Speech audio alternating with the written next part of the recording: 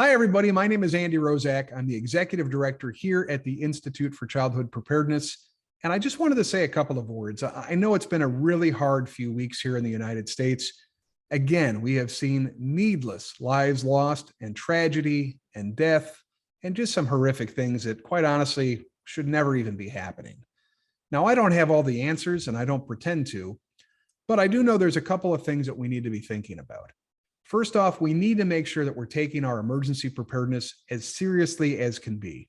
Preparedness isn't just a one-time event. It's not just checking a box. Preparedness is really an investment, and it's an investment that will pay dividends if you ever experience what will be the worst day in your life. Whether it's a fire, a flood, a tornado, an earthquake, a hurricane, or yes, even an active shooter event, we simply have to know what we're going to do in advance. This is not the time to be making up things on the fly. Time and time again, it has been shown that the folks that practice, the folks that train, the folks that have that confidence do much, much better under these very, very stressful situations.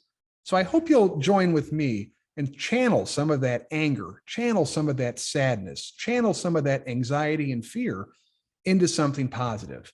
And I think one really positive thing that we could do is making sure the places that we work are as secure and as safe as possible.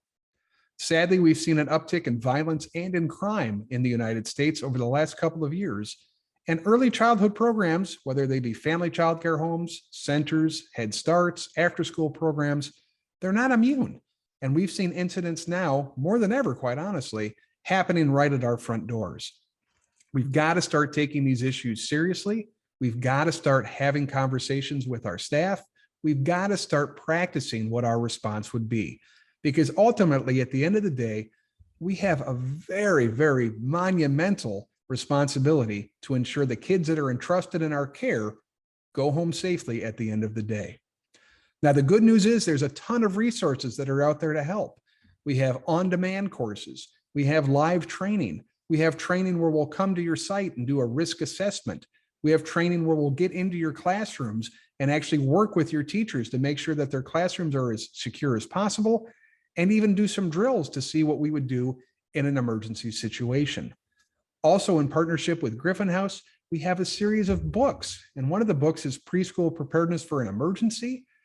And another book is Preschool Preparedness for an Active Shooter Event, that calmly and logically walks you through all the different steps that you should be taking to make your program as safe and as secure as possible. Friends, as always, we're here to help if you need it. I hope that you'll make preparedness one of your top priorities, and feel free to reach out if you need some assistance. Remember, don't be scared, be prepared.